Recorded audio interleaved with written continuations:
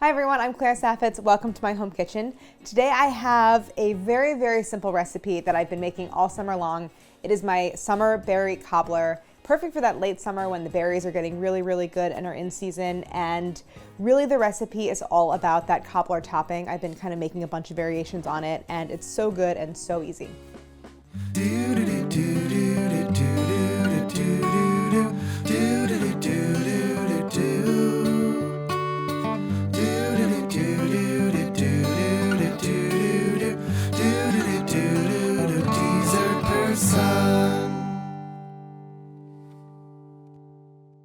I'm using a mixture of fruit for the filling for this recipe because I like that you get different textures when you use different fruits, and I like the sort of different balances of flavor and acidity. So I have a mixture of blackberries, blueberries, and raspberries. You could use anything that you want, and also, great tip, you can make this actually all year long and use frozen berries. So it might take a little bit longer to bake because you're starting with this cold filling, but it works great with frozen. But here we are in summer, so I'm using fresh. For the topping, I'm using all-purpose flour, some granulated sugar. Here in this one bowl, it all looks like the same thing, but it's actually kosher salt, baking powder, and a little bit of baking soda. A lemon, butter, heavy cream, and buttermilk. And then for the filling, I have in this bowl already mixed together 12 ounces of blackberries, 12 ounces of blueberries, and 8 ounces of raspberries. Some demerara sugar, you could use brown sugar, that's fine, vanilla extract, kosher salt, and a little bit of cornstarch for thickening. So special equipment, this is like such an easy recipe. I basically make the entire thing by hand and it comes together quickly. What you'll need mainly is a box grater. I have a 2-quart shallow baking dish right here. It's a couple bowls, that's really it. I am going to add to my berries. This is a little bit of kosher salt, a teaspoon or 2 of vanilla extract, my demerara sugar, and cornstarch. Then I'm going to add a little bit of lemon juice. I'm going to zest it first, and so the zest is going to just kind of go off to the side for the topping. It's a lot easier to zest a lemon before you juice it than after. Okay, so I'm doing about a teaspoon of lemon zest. So I'm going to juice about a tablespoon. Okay, just a little bit of lemon juice. So you're just going to stir this together, and I'm going to be very gentle because the raspberries are very delicate and soft. But if you're using frozen, it's going to be a little harder to mix because the lemon juice is going to literally like freeze on the berries. Don't thaw them first. You just end up with like a ton of liquid. But just go ahead and do just mix it together like this, put it in the baking dish. Eventually it will all thaw in the oven and like mix together. So my filling is going to go in here. If you want to make more servings, you can double this recipe and make it in a 13x9 pan. Just going to even this out.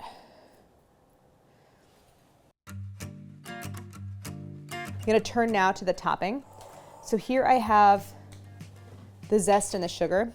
I'm in kind of a small bowl, so it's a little hard to like maneuver, but I like to do this step. You've probably seen me do this a lot if you watch a lot of episodes.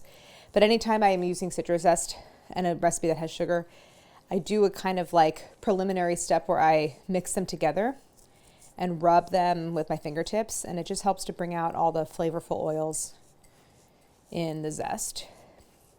And I always say the same thing, which is that you should mix it until it looks like wet sand, just like that. So that's going to go in. Then I'm going to add the salt, baking powder, and baking soda. So I'm just going to mix this together. So this recipe comes together so quickly, I should mention that I already preheated my oven because it's going to basically go right in. So my oven is at 375 and I have a rack in the center. Okay, so I just mix this together. This is 6 tablespoons of butter. I froze this stick of butter. It's been sitting out for maybe 10 minutes. It's still very cold and mostly frozen. So I'm just taking it, and I like to coat the stick in the flour. It makes it easier to grip and to hold on to. I have my box grater, and I'm going to grate this on the large holes directly into my flour mixture. And I like to periodically give it a little more flour because obviously my hands are going to warm it up a little bit. So you can see I have these big shreds of butter. If the butter were like super frozen solid, you end up with much smaller shreds of butter because it kind of like shatters as you run it through the box grater. So I'm actually going through and breaking up the shreds a little bit into smaller pieces. Some of them are pretty long. So now I'm going to add my liquid. So you make like a little well in the center, meaning you have higher sides and kind of dip in the middle. And I'm going to add my buttermilk and my heavy cream. So the buttermilk is that acidic ingredient that's going to react with the baking soda, make it really, really light. And then I have heavy cream, which has a lot of fat in it, and the fat is going to make tenderness. Now this makes a really wet topping, so I'm going to start to mix it together. And I'm not using my hands because it's so wet, it's just going to stick to my hands. So I'm just using a spatula, kind of incorporating the dry ingredients. You really just want to mix it until all the flour mixture is hydrated. You can overmix it, but there is so much fat from the butter and the cream that there's the risk of making it tough because you're mixing it so much is pretty low. But still, you don't want to like continue mixing it beyond this point where everything is kind of hydrated. So this looks good. So now I'm ready. It's so easy. I'm just going to top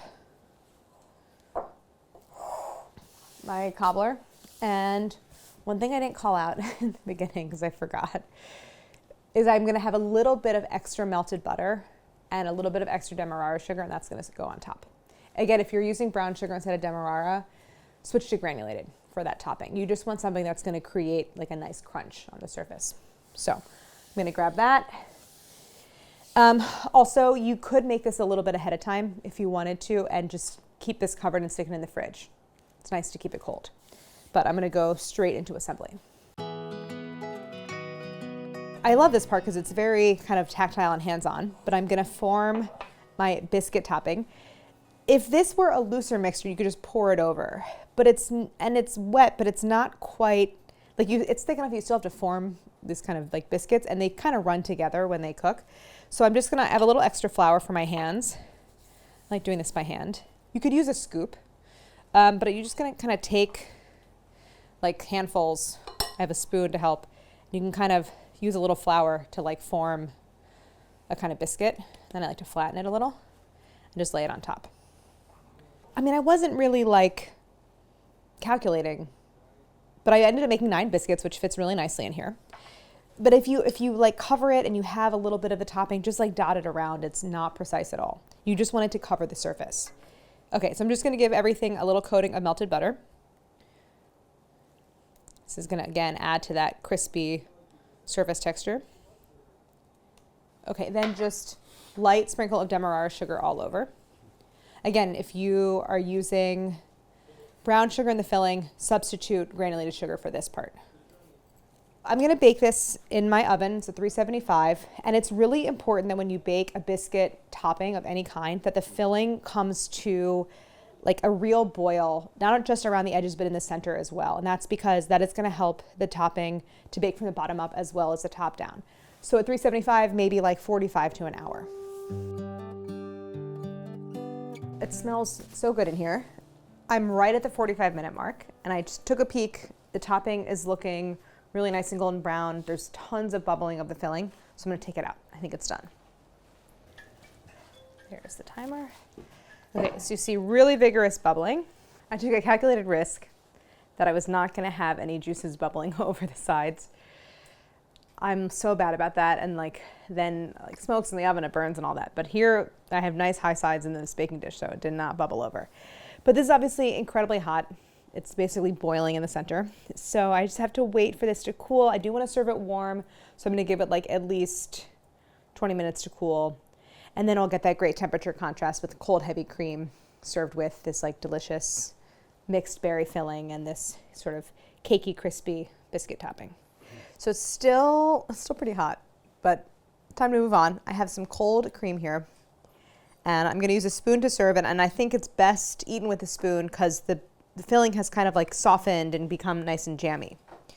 So I like having 9 because it kind of makes for easy serving. So I'm going to scoop a biscuit. So when I lift it up, this is an important thing to see. Oh, it looks so good. you can see that the part of the biscuit right next to the filling is fully cooked. It's not like gummy and wet, like it's an unbaked batter. It looks great. So that's why it's really important to make sure that the filling totally bubbles in the center. And then for serving, because I love that temperature contrast, and I don't want to add a lot of sweetness to it with ice cream or something, so I'm going to just do cold heavy cream. What I love about cold heavy cream is it's already a sauce. Like, you don't have to add anything to it. It's the perfect accompaniment. Okay, I'm going to taste it. It looks and smells so good.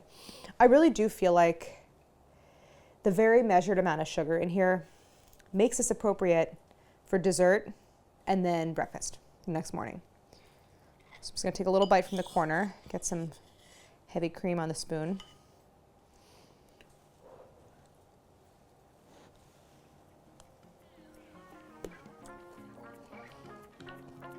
Oh my God, it's so good. Ooh, the texture. It's so light, the biscuit. But it makes like a lid on that very top because of the butter and that little coating of flour. And the sugar makes it like so crunchy, and then it kind of gives way to this like incredibly tender, warm biscuit. Perfect amount of sweetness. And I love that some of the berries kind of break down and make this like saucy filling, and some of the berries stay intact. So you still get texture. It's not just like mush in the filling. You still get like a blackberry that you can bite down on. It's so good. So perfect for late summer, right when the berries are like peak and juicy and looking great. But again, something you can make all year long. Just use frozen and it still works beautifully. But also keep in mind, if frozen, you might need to bake it like a full 10 minutes longer to achieve that bubbling point for the filling. So just keep that in mind.